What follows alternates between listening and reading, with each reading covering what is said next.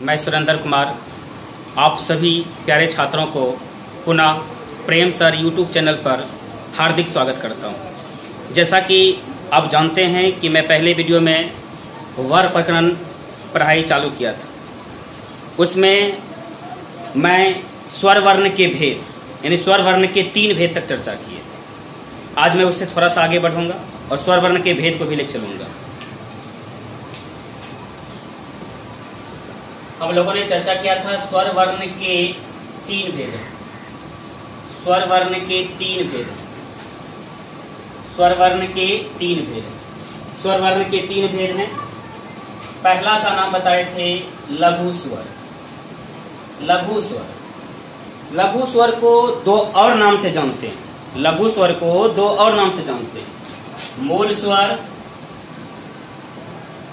या मूल ध्वनि। मूल स्वर या मूल ध्वनि।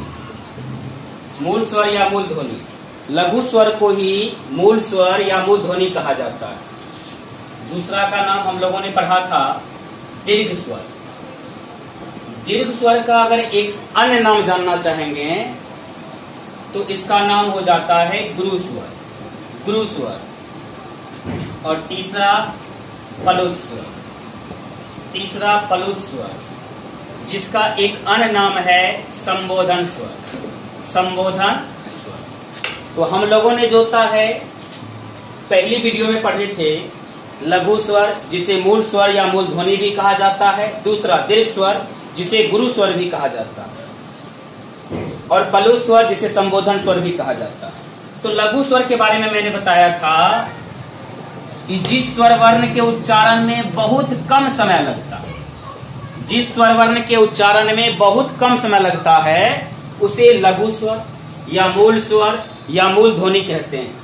और जिस स्वर वर्ण के उच्चारण में लघु स्वर से ज्यादा समय लगता है, लघु स्वर से ज्यादा समय लगता है, लघु स्वर से ज्यादा समय लगता है, उसे हम कहते हैं दीर्घ स्वर। दीर्घ स्वर को हम गुरु स्वर भी कह सकते हैं।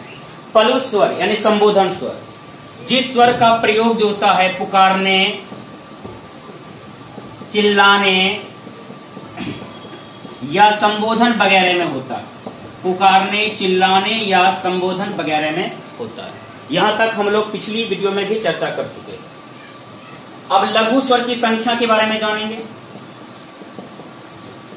लघु स्वर कितने हैं? लघु स्वर कितने हैं? लघु स्वर कितने हैं? तो जवाब होगा 5 हैं। लघु स्वर कितने हैं? तो लघु स्वर कितने हैं? तो लघु स्वर 5 हैं। और वे 5 कौन कौन से हैं जान लीजिए। सबसे पहला अ, दूसरा हरस्व ई, तीसरा हरस्व उ, उसके बाद हरस्व री, उसके बाद ली। इस तरह आप देख लीजिए 5 हो गया। अ हो गया, हरस्व ई हो गया, हरस्व उ हो गया, हरस्व री हो गया और ली हो गया।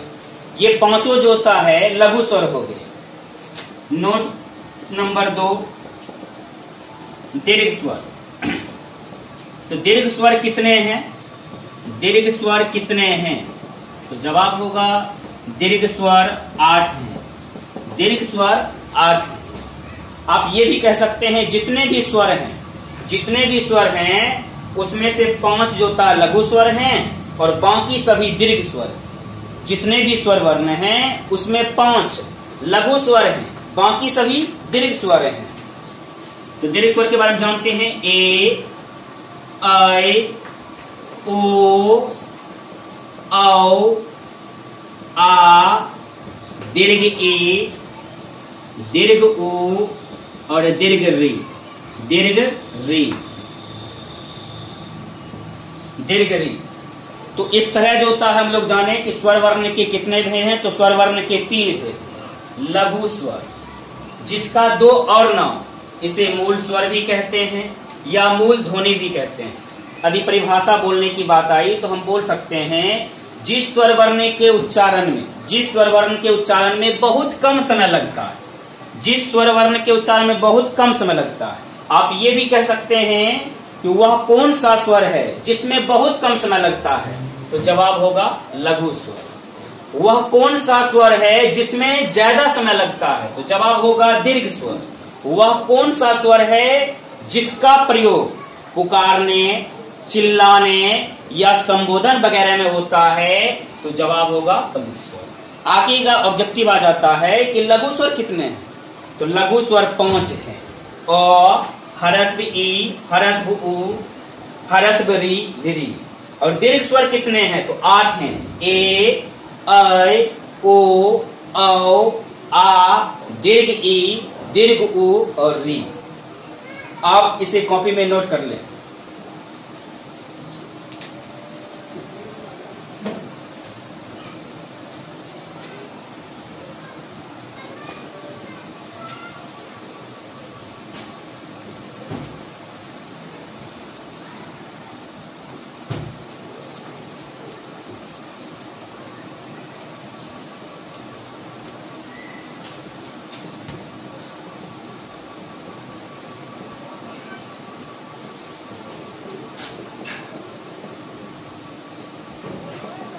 सवाल इस प्रकार का हो सकता है कि पलुत स्वर कितने हैं? तो याद रखिएगा पलुत स्वर की संख्या नहीं है। क्यों? क्योंकि हम लोगों ने अभी जस्ट जो होता है एक चीज जाना कि मूल स्वर की संख्या 5 है। मूल स्वर वर्ण की संख्या 5 है और दीर्घ स्वर वर्ण की संख्या 8 है। दीर्घ स्वर वर्ण की संख्या 8 है। तो 8 और 5 को जब हम लोग जोड़ेंगे तो कुल 13 हो जाता है। और संस्कृत में स्वर वर्णों की संख्या कितनी है? तो 13 है। जब इसी दोनों को लिख जोता 13 हो गया तो पलुत स्वर की संख्या नहीं होगा। हाँ, पलुत स्वर का प्रयोग कहाँ होता है? सवाल ऐसा हो जाएगा कि पलुत स्वर का प्रयोग कहाँ होता है? पलुत स्वर का प्रयोग कहाँ होता है? पलुत स्वर का प्रयोग कहाँ होता है? कहाँ होता है? तो जवाब देंगे पलुत स्वर का प्रयोग, पलुत स्वर का प्रयोग पुकारने, चिल्लाने, चिल्लाने या संबोधन वगैरह में होता है। पलुत स्वर का प्रयोग पुकारने, चिल्लाने या संबोधन वगैरह में होता है। पलुत स्वर का प्रयोग पुकारने, चिल्लाने या संबोधन वगैरह में होता है। आगे चलेंगे हम लोग व्यंजन वर्ण के बारे में जानेंगे। स्वर वर्ण के बारे में हम लोगों ने पढ़ा। स्वर वर्ण के बारे में हम लोगों ने क्या पढ़ा कि स्वर वर्ण के कितने भेद हैं? तो स्वर वर्ण के 3 भेद। पहला भेद का नाम मूल स्वर, दूसरे भेद का नाम दीर्घ स्वर और तीसरे भेद का नाम पलुत स्वर। तीनों की परिभाषा जाने, तत्पश्चात जोता हम लोगों ने जोता उसके उदाहरण को जाने। अब जानेंगे व्यंजन वर्ण के बारे में। तो सबसे पहले इसकी परिभाषा चर्चा कर लेते हैं। जिन वर्णों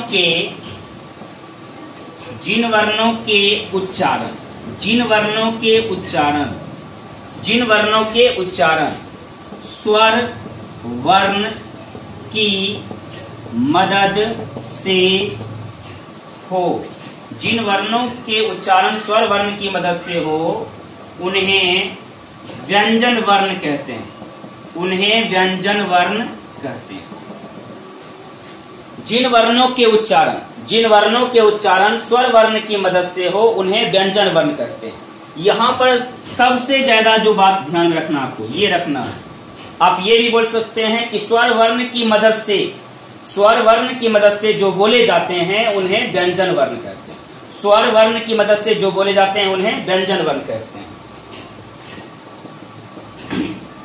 जैसे कि रूप में क, च, ट, ट, प इत्यादि।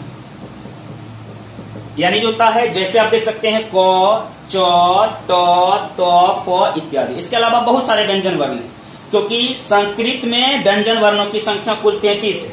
यहाँ हम लिखे कितना है? 1, 2, 3, 4, 5। यानी इसके अलावा बहुत सारा बच जाता है। हाँ, मैंने इसकी परिभाषा लिखाया, जिन वर्णों के उच्चारण स्वर वर्ण की मदद से हो उन्हें व्यंजन वर्ण कहते हैं। अब कैसे जानेंगे?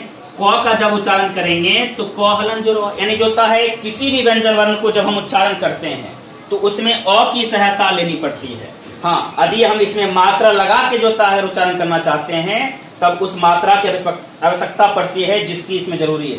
जैसे कि आप कह दीजिएगा क हर्षिकर जो होता है, अब इसमें क्या हो जाएगा, हर्ष ईकर की मात्रा की जो होता है सहायता लेना पड़ेगा, तभी जो होता है हम इसका उच्चारण कर पाएंगे।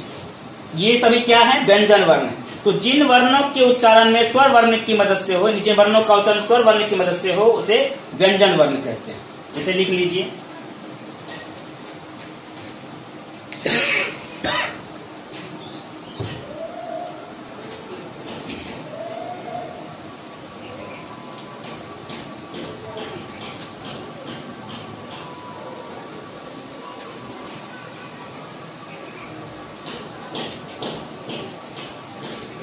अब हम लोग व्यंजन वर्ण के भेद के बारे में जानेंगे।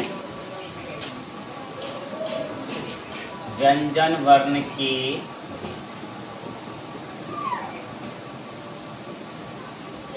प्रश्न होगा कि व्यंजन वर्ण के कितने भेद, व्यंजन वर्ण के कितने भेद, व्यंजन वर्ण के कितने भेद, याद रखिएगा व्यंजन वर्ण के कितने भेद हैं। तो व्यंजन वर्ण के जो है दो तरह से भेद। व्यंजन वर्ण के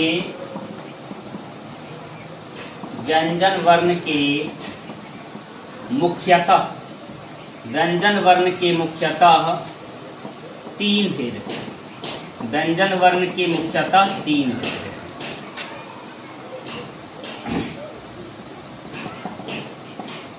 व्यंजन वर्ण के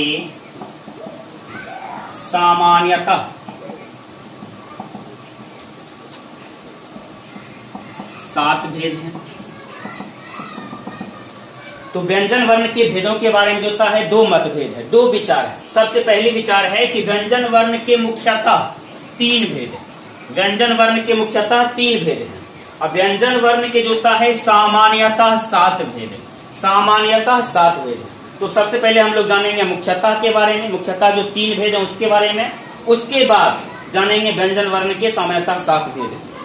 तो सबसे पहला भेद का नाम हो जाएगा मुख्यतः के रूप में जो होता है, मुख्यतः की चर्चा कर लीजिए। मुख्यतः कितने भेद होते हैं? तो मुख्यतः तीन भेद होते हैं। सबसे पहला नंबर स्पर्श व्यंजन वर्ण, स्पर्श व्यंजन वर्ण। दूसरा अंतःस्थ व्यंजन वर्ण, अंतःस्थ व्यंजन वर्ण। और तीसरा ऊष्म व्यंजन वर्ण, ऊष्म व्यंजन वर्ण, ऊष्म व्यंजन वर्ण। इन तीनों शब्दों से आप परिभाषा जान सकते हैं। इन तीनों शब्दों से परिभाषा जान सकते हैं। आप ये बोल सकते हैं जिन व्यंजन वर्णों के उच्चारण करने में मुख के सभी भागों का स्पर्श हो, जिन व्यंजन वर्णों के उच्चारण करने में मुख के सभी भागों का स्पर्श हो, उन्हें स्पर्श व्यंजन वर्ण कहते हैं। इसकी संख्या कितनी है? 25 है। इसकी संख्या कितनी है? 25 है। और अंतःस्थ, सबसे पहले अंतः का मतलब समझ जाइए, आंतरिक, अस्थ मतलब मौजूद। और जब आंतरिक जो होता है, आंतरिक से किसी वर्ण का उच्चारण करते हैं तो उससे जो होता है शीतल वायु निकलती है। तो आप ये बोल सकते हैं जिन वर्णों के उच्चारण करने में मुख से शीतल वायु निकलती है उसे अंतःस्थ व्यंजन वर्ण कह सकते हैं। इसमें क्या हो जाएगा, मुख से जो होता है शीतल वायु निकलती है, मुख से शीतल वायु निकलती है और इसकी संख्या 4 है। अब उसमें व्यंजन वर्ण के बारे में चर्चा कर लेते हैं। तो जिन व्यंजन वर्णों के उच्चारण करने में मुख से गर्म वायु निकलती है, जिन व्यंजन वर्णों के उच्चारण करने में मुख से गर्म वायु निकलती है उसे ऊष्म व्यंजन वर्ण कहते हैं। तो इसके नामों से भी हम लोग परिभाषा बना सकते हैं। परिभाषा क्या बना सकते हैं कि जिन व्यंजन वर्णों के उच्चारण करने में मुख के सभी भागों का स्पर्श हो, यहाँ पर देख सकते हैं आप स्पर्श हो, और जिन व्यंजन वर्णों के उच्चारण करने में मुख से शीतल वायु निकलती है उन्हें व्यंजन वर्ण कहते हैं। और जिन व्यंजन वर्णों के उच्चारण करने में मुख से गर्म वायु निकलती है उन्हें ऊष्म व्यंजन वर्ण कहते हैं। तो ये परिभाषा हो गया आपका जो था, ये शीतल वायु याद करवाएगा परिभाषा जो था आपको। इस शीतल वायु से याद कर सकते हैं जिन व्यंजन के उच्चारण जो होता है, जिन व्यंजन वर्णों के उच्चारण में शीतल वायु निकलती है उसे अंतःस्थ व्यंजन कहते हैं। जिस व्यंजन वर्णों के उच्चारण करने में गर्म वायु निकलते हैं उन्हें ऊष्म व्यंजन वर्ण कहते हैं। इसे लिख लीजिए।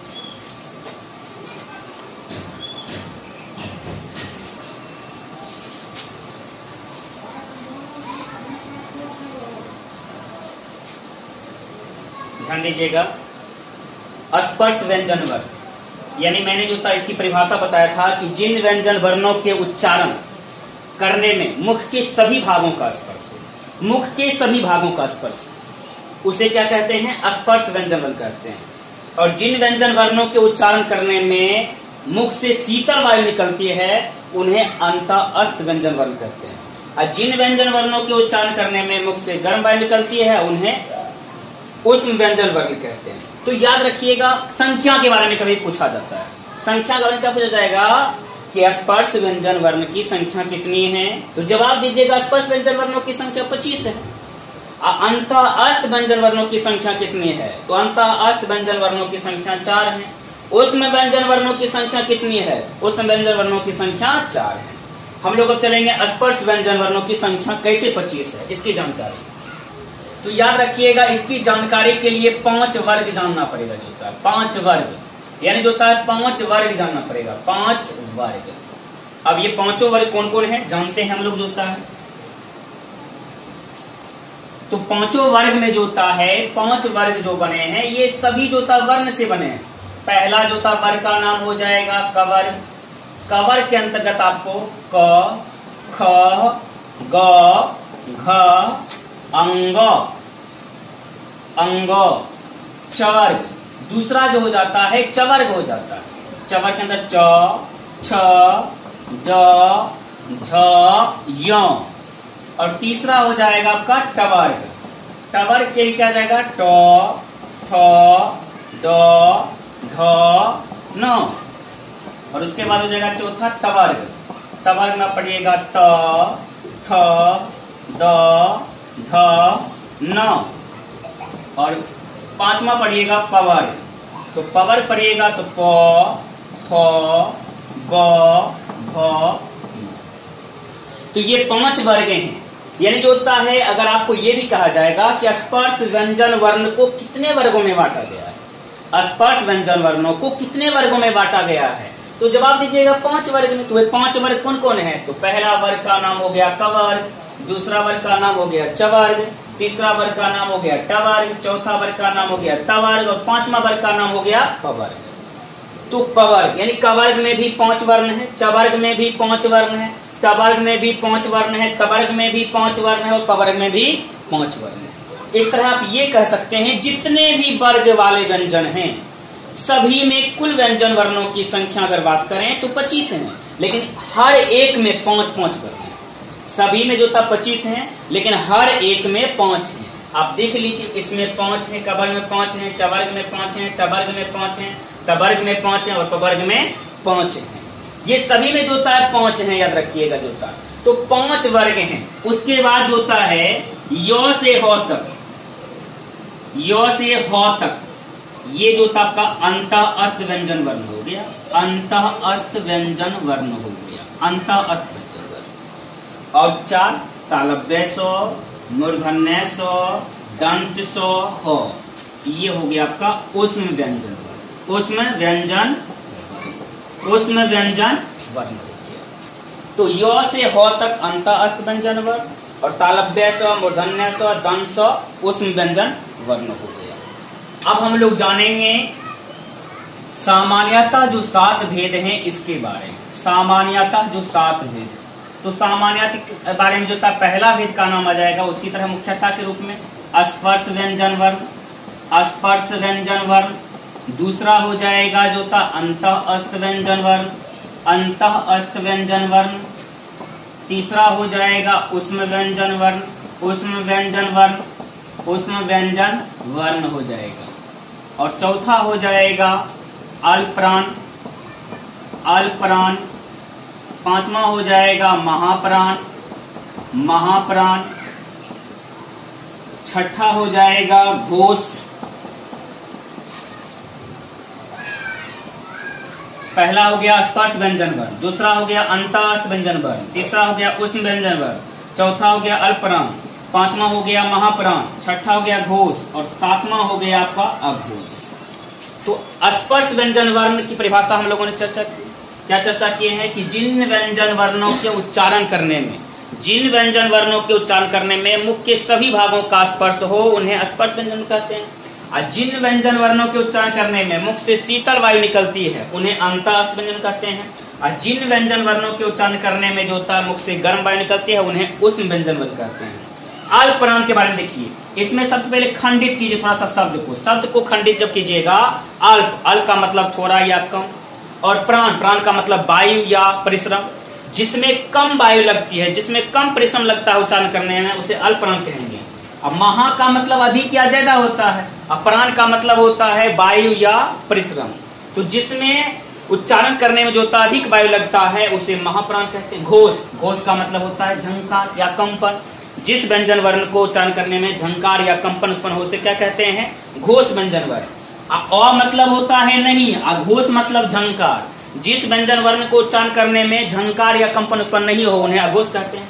लिख भी देता हूं, ध्यान दीजिएगा। अल्प प्राण का अर्थ हुआ कम वायु, अर्थात जिस व्यंजन वर्ण के उच्चारण करने में कम वायु लगती है उन्हें अल्प प्राण कहते हैं। और महाप्राण, महाप्राण का मतलब अधिक वायु। तो जिन व्यंजन वर्ण के उच्चारण करने में अधिक वायु लगती है उन्हें महाप्राण कहते हैं। और घोष, घोष का मतलब झंकार या कंपन, झंकार या कंपन। तो जिन व्यंजन वर्णों के उच्चारण करने में झंकार या कंपन उत्पन्न हो उसे क्या कहते हैं? घोष कहते हैं।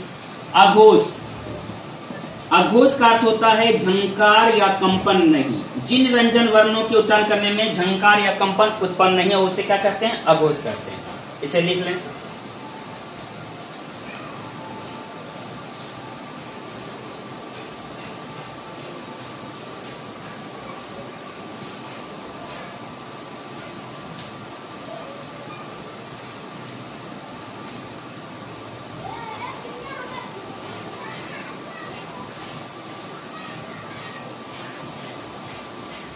हाँ, सामान्यतः व्यंजन वर्ण के 7 भेद है, इसकी चर्चा हम लोग कर रहे थे, जिसमें कि हम लोगों ने 3 की जोता है चर्चा, 3 जोता भेदों की चर्चा जोता भरपूर कर लिए हैं। अब चौथा के बारे में जानेंगे। चौथा क्या हो गया आपका? अल्प प्राण हो गया। चौथा आपका अल्प प्राण। तो अल्प प्राण जो शब्द है इसको जरा खंडित कीजिए पहले। अल्प प्राण को जब खंडित कीजिएगा तो अल्प का मतलब होता है थोड़ा या कम, प्राण का अर्थ होता है वायु या परिश्रम। तो मैंने परिभाषा बोला, जिन व्यंजन वर्णों के उच्चारण करने में कम वायु लगती है, कम वायु लगती है। यहाँ पर देख सकते हैं आप, जोता लिखा हुआ भी है, जोता कम वायु लगती है उसे क्या कहते हैं? अल्प प्राण कहते हैं। अल्प प्राण की जोता है, अब थोड़ा सा जैसे कि अगर जानना चाहेंगे तो इसके लिए आपको 135 इन संख्या को थोड़ा सा याद रखना पड़ेगा। इस संख्या में क्या याद रखना पड़ेगा आप थोड़ा सा ध्यान दीजिएगा। आप इसको ऐसे भी याद रख सकते हैं, सबसे पहले जो होता है जब अ आ लिखना स्टार्ट करते हैं तो अ आपका प्रथम वर्ण हो जाता है पहला, और ल जब य र ल लिखते हैं तो ये कौन सा हो जाता है? तीसरा हो जाता है। और फिर इसके बाद जो होता है प, तो प वाला में जो होता है याद रखिएगा, जो होता है यहाँ पर प जो लिखा हुआ है, तो प को छोड़ दीजिए, लेकिन कुल संख्या गिनती करते हैं 1 2 3 4 5, तो ये 5वां हो गया।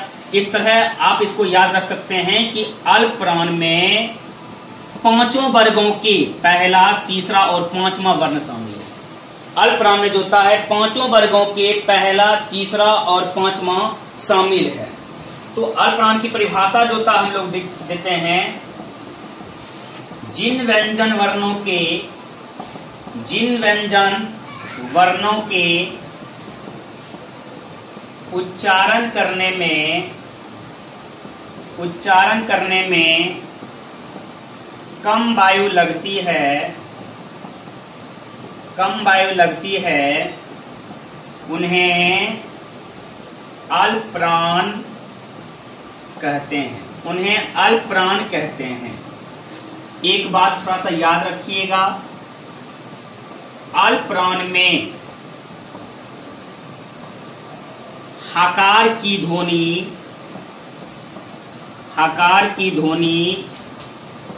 नहीं होती है। अल्प प्राण में हकार की ध्वनि नहीं होती है। अब इसे भी समझ लीजिए थोड़ा सा कि हकार की ध्वनि नहीं होती है। अब हकार की ध्वनि का मतलब क्या? जैसे कि किसी भी 5 वर्गों के पहला, तीसरा और 5वां जब लिखेंगे, जैसे क वर्ग का ही लिखते हैं, क वर्ग का लिखेंगे पहले क, तब लिखेंगे ग, तब उसके बाद लिखेंगे अंग। च वर्ग का क्या लिखेंगे हम लोग? पहले लिखेंगे च, तब लिखेंगे ज, तब लिखेंगे यो। इसका जब उच्चारण कीजिएगा तो याद रखिएगा, क बोलिएगा तो हकार की ध्वनि नहीं होती, यानी ह नहीं आता है। और ग बोलिएगा तो भी ह नहीं आता, अंग बोलिए तो भी नहीं आता। लेकिन ख बोल के ट्राई कीजिए, ख यानी ह आ गया। आप ख जब बोलते हैं तो इसको ख नहीं ख बोलते हैं, और ये याद रखिएगा जो होता है छ नहीं छ बोलते हैं। तो इसमें ह की ध्वनि आती है, ये महाप्राण के अंतर्गत आ जाएगा, लेकिन इसमें जब बोलिएगा तो ह नहीं आता है, बोलिएगा क ग अंगो। पहले आप इसे लिख लें।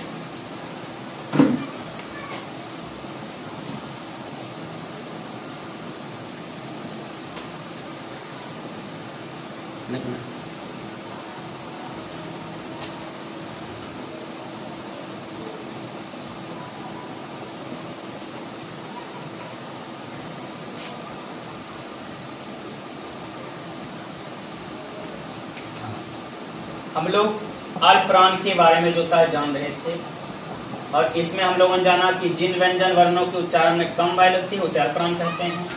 और मैंने आपको जो था थोड़ा सा सर्टिफिकेशन दिया था कि पांचों वर्गों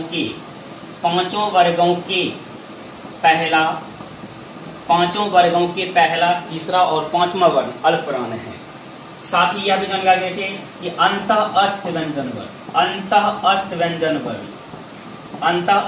वर्ण जिसकी संख्या 4 थी, य, र, ल, ब, ये भी जो होता है आपका अल्प प्राण। तो कुल बता सकते हैं कि अल्प प्राण की संख्या कितनी है। तो अल्प प्राण की संख्या इस तरह कितना हो जाएगा, अल्प प्राण की संख्या हो जाएगा आपका, यहाँ हो गया पहला, तीसरा और पांचवा हो गया, तो 5 गुना 3 कर देंगे 15 हो गया, इसका 4 हो गया, 15 4 19। इस तरह अल्प प्राण की संख्या 19 हो गया। अब हम लोग जानेंगे जो होता है महाप्राण के बारे में। महाप्राण में देखिए 2 वर्ड है। महाप्राण में 2 वर्ड है, एक हो गया महा, दूसरा हो गया प्राण। महा का मतलब क्या होता है, अधिक। महा का अर्थ होता है अधिक, प्राण का अर्थ होता है वायु। आप इसमें ऐसा बोल सकते हैं, जिन व्यंजन वर्णों के उच्चारण करने में अधिक वायु लगती है उन्हें महाप्राण कहते हैं। तो महाप्राण में जब इसमें हो गया पांचों वर्गों के पहला, तीसरा और पांचवा, तो बचा क्या रह गया। यदि आप देख लीजिए जो होता है संख्या 1 2 3 4 5 लिख दीजिए, इसमें पहला हटा दीजिए, तीसरा हटा दीजिए, पांचवा हटा दीजिए, तो बचा क्या रह गया, दूसरा और चौथा। तो याद रखिएगा होता है दूसरा और चौथा, पांचों वर्गों के जो होता है दूसरा और चौथा वर्ण जो होता है महाप्राण होता है। पांचों वर्गों के दूसरा और चौथा वर्ण जो होता है महाप्राण होता है। और इसमें अंतःअस्थ आ गया तो इसमें आ जाएगा उष्म व्यंजन वर्ण आ जाएगा, उष्म व्यंजन वर्ण आ जाएगा, उष्म व्यंजन वर्ण आ जाएगा। तो जब इसमें उष्म व्यंजन वर्ण आ गया तो उष्म व्यंजन वर्णों की संख्या कितनी होती है, 4 होती है। तालव्य स्व, मूर्धन्य स्व, दंत स्व और ह। तालव्य स्व, मूर्धन्य स्व, दंत स्व, ह। तो इसमें जो होता है महाप्राण की संख्या इस तरह कितना हो गया, महाप्राण की संख्या हो गया आपका, महाप्राण की संख्या कुल मिला के जो होता है इसमें जो होता है 14 हो गया। महाप्राण की संख्या कुल कितना हो गया, 14 हो गया। इसे लिख लीजिए, लिख लीजिए।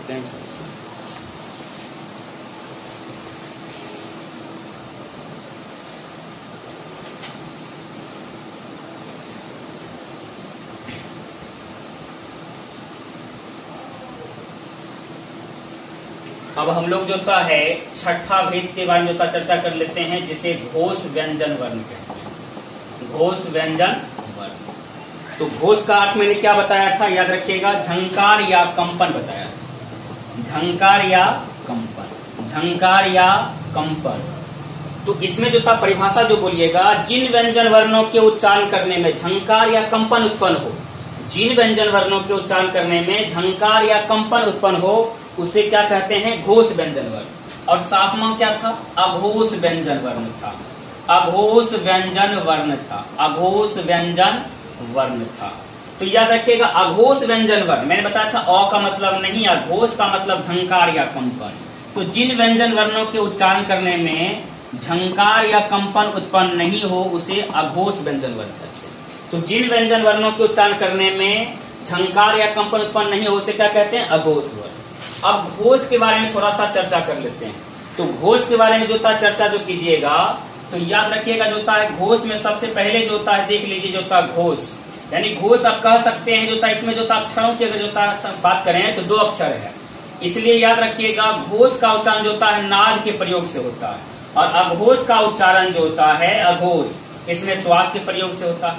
आप जो होता है वर्णों की संख्या से भी पता कर सकते हैं, देख लीजिए जो होता है इसमें जो होता है 2 है तो नाद और घोष हो गया, अघोष और श्वास हो गया, अघोष और श्वास हो गया। और याद रखिएगा जो होता है मैंने जो पार्ट 1 वीडियो डाला था वर्ण प्रकरण के बारे में, वे सभी जो होता है अभी तक आपको याद हो गया होगा। और उम्मीद करते हैं कि आप इसमें तमाम पढ़ाए गए जो टॉपिक को याद कर लेंगे। कृपया जो है इस चैनल को, उम्मीद करते हैं कि आज के तमाम पढ़ाई गई जो है विषय वस्तु आपको समझ में आ गई होगी। और याद रखिएगा, वक्त दिए हैं वक्त दीजिए, वक्त दिए हैं वक्त दीजिए। इस चैनल को सब्सक्राइब कीजिए, लाइक कीजिए और शेयर कीजिए।